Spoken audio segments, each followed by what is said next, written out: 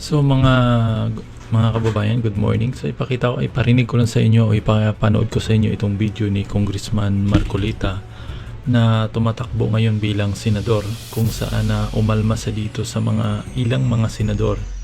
Ang sabi niya nga dito, mga kababayan, dapat itong ilang mga senador ay hindi na makabalik sa Senado dahil wala naman talagang ginagawa na mga aksyon para sa ating bansa. Ang ginagawa nila ay kung paano pagsilbihan itong mga oligarko. Kaya kagaya ngayon, itong ilang mga senador dyan, ang mga dilawan na mga senador, walang ibang inatupag kundi kung paano bibigyan ng prangkisa itong ABS-CBN, at siya ngayon ang inaalmahan ni Congressman Marcolita.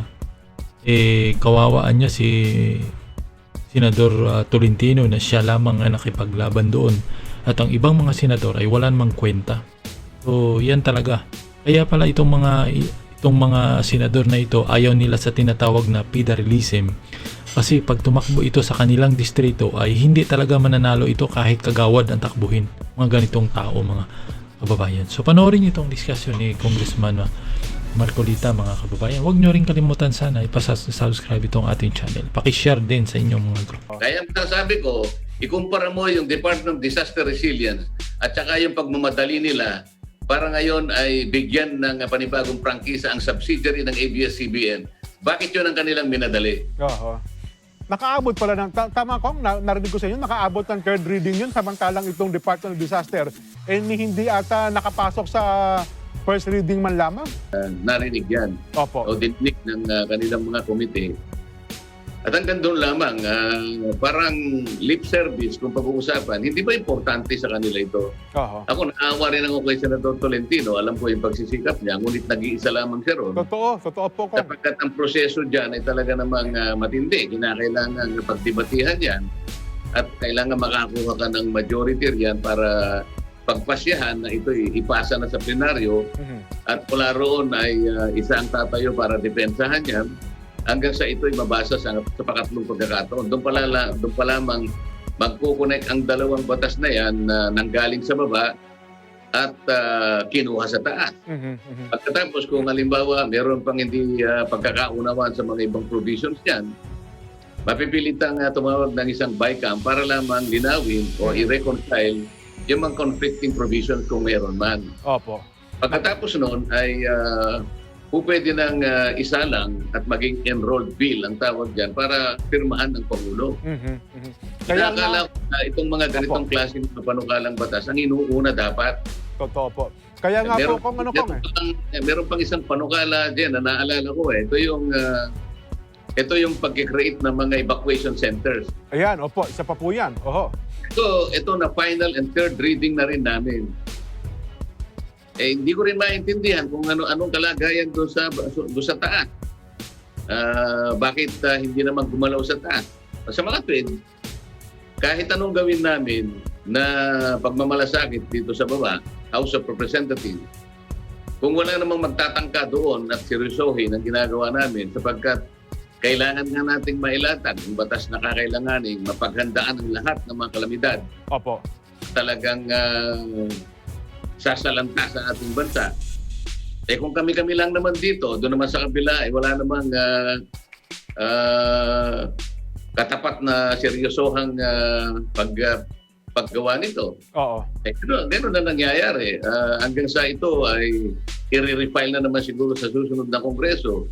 Hindi na pwede balik na lang itong mga ganito dyan. Kaya ito'y sinasabi kong mga ilang frustrations. Maalala ko pa, hindi ako nagkakamali, meron kaming bill na, alala mo yung Marawi Seed, ano? Opo, oho.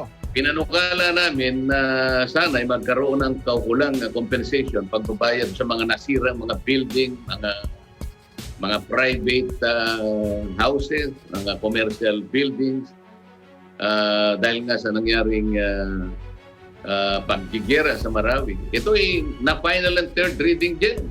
Opo. Sa amin. Pero siguro hindi naman na siguro tinitingnan ito na mga mabubuti at priority bill sa kabila. Wala rin nangyari. Oho. Kaya tuloy nga po kung ako, hindi na nga napigil ni Senador Francis Tolentino. Sabi niya, ako hinihintay ko na lamang na makasama ko sa Senado si Kong Dante para may makatulong man lang ako at makipagdebate din sa mga tumututol. Maganda-gandaan niya sana kung may makakasama ako. Kagaya niyo nga po, Kong. Yun na lang po nasabi ng Senador Tolentino Naalala ko kasi nung debatihin, nakita ko yun, nakikinig din ako doon sa pagdinig nila doon sa Department Opo. Disaster Disaster resilience, opo. Ang palaging ikinakapiran, magastos kaya yan at maraming pondo. duplication yan. Oho. Mag-duplicate lang ang ginagawa ng maraming ahensya. Talagang, ang nangyayari ngayon, duplication kasi yan Meron tayong NDRRMC, meron tayong mga regional na mga counterpart niyan. Meron OCD, din provincial, meron din municipal. Pagkatapos yung sinasabi nating Office of the Civil Defense, Opo. meron social welfare, iba't iba pang mga ahensya.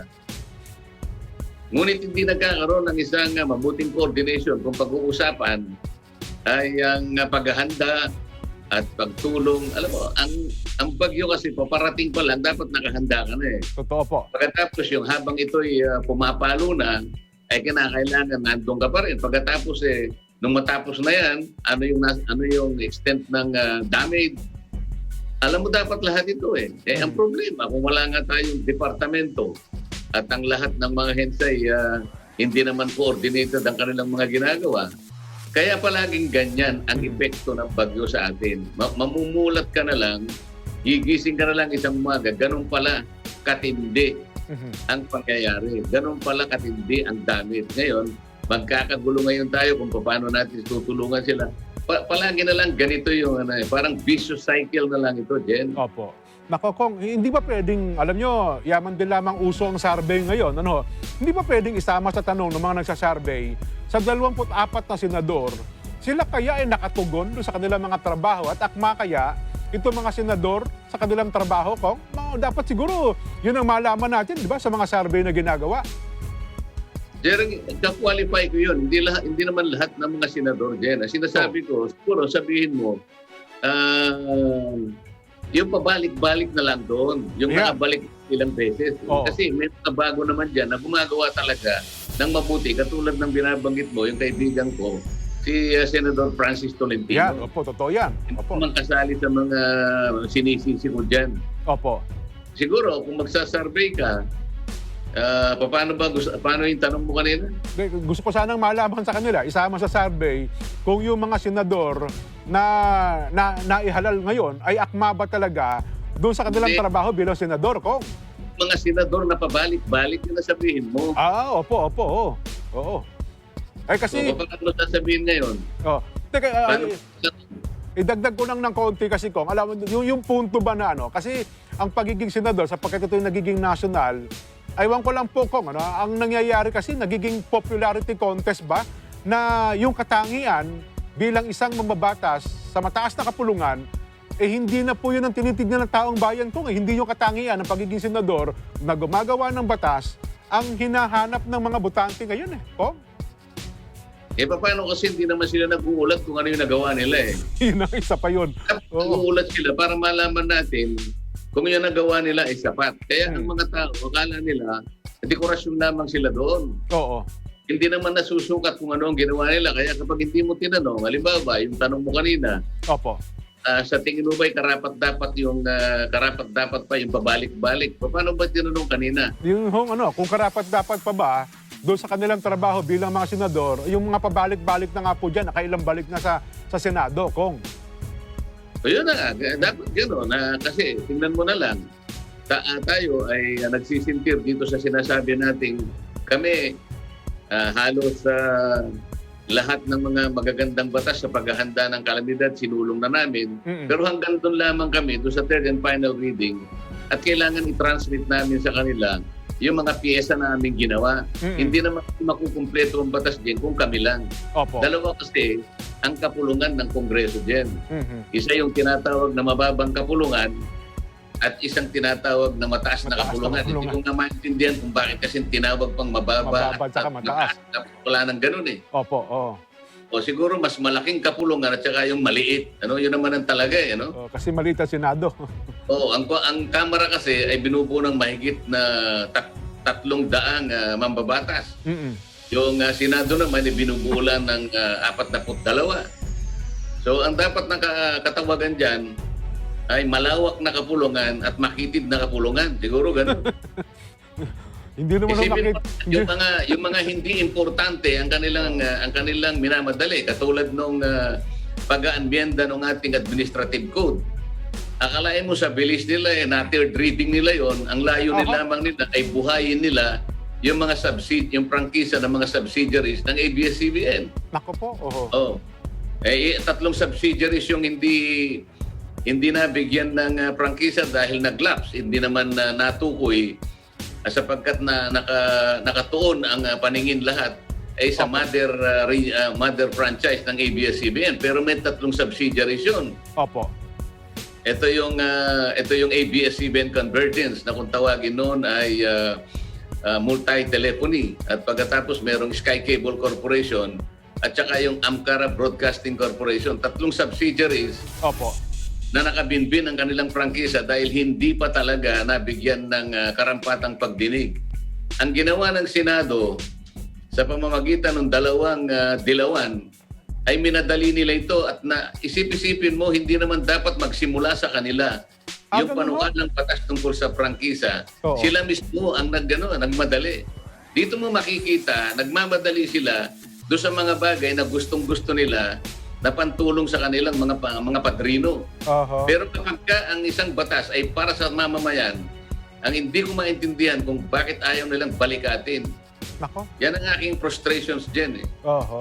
Kaya pala ako ngayon ko lang nare-realize ng gusto, kaya pala may mga senador na kapag tumakbo sa lokal na pamahalaan, yung mga district halimbawa, hindi nananalo no? Kapag nasa national, sapagkat siguro pangalan lang ang naging puhunan, nakilala sa buong bansa, doon sila pumapasok, Kong.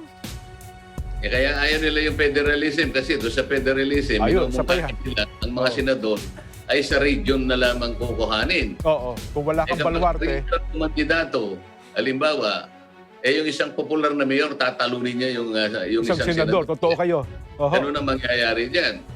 Kasi nga, sa kawalan ng impormasyon tungkol sa kanilang ginagawa, ang bungakala ng marami nating kababayan ay nakadisplay lang ang pangalan nila ron. At ang akala nila, ang mga batas na ginagawa namin ay ang gumawa ay Senado. Palaging ganun Pero ang totoo niya, sa amin nagsisimula at ayaw nilang balikatin yung mas magagandang batas at importante.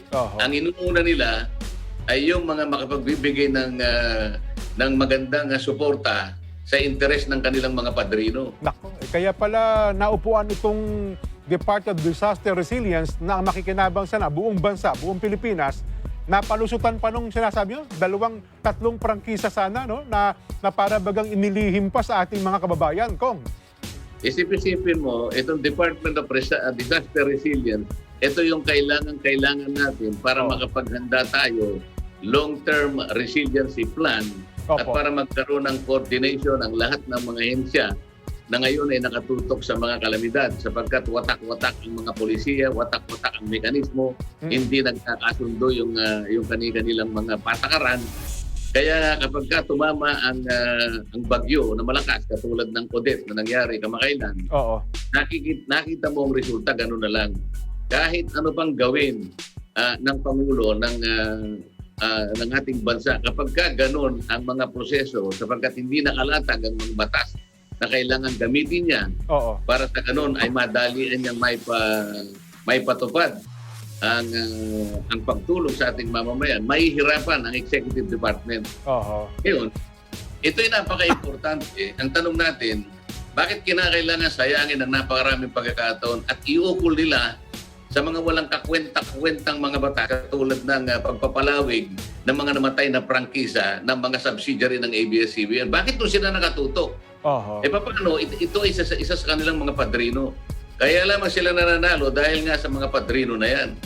Hindi nalalaman ng taong bayan na hindi naman sila pinaglilingkuran kung hindi yung mga padrino, mga oligarchs na yan. Kaya sabi ko, ikumpara mo yung Department of Disaster Resilience at saka yung pagmamadali nila para ngayon ay bigyan ng panibagong prangkisa ang subsidiary ng ABS-CBN Bakit yun ang kanilang minadali? Oho. Nakaabot pala ng, tama Kong, narinig ko sa inyo, nakaabot ng third reading yun, samantalang itong Department of Disaster, hindi ata nakapasok sa first reading man lamang? Wala nga. Yung Department of Disaster Resilience, hindi man lang na second reading. Kahit na Ayun. ganun ka-importante. Nako po. Yung walang kakwenta-kwentang batas na gusto nilang madaliin sapagkat makapagbibigay ng panibagong prangkisa sa mga subsidiaries ng ABS-CBN, ang kanilang minadali kahit hindi yun ang kanilang pangunahing tungkulin. Oho. Na third reading kagad doon sa komite ng isa pang dilawan. Nako. O, ang nagsulong ng bill na yan ay dilawan. Oho. At ang chairman ng committee na nagpalusot sa third reading ay senador na dilawan. Oho. O kumpara mo ngayon sa Disaster Resilience Department na gusto nating mailatag kagad, bakit hindi man lang nakuha ang second reading? Oho. Oo nga, no. Nakaka-frustrate nga yung bagay na yan, Kong, ha? Ngayon lang kaya namin nalaman yan, Kong, ha? Oho. Oo. Kailangan pa ba yung pabalik-balik na yan? Oho.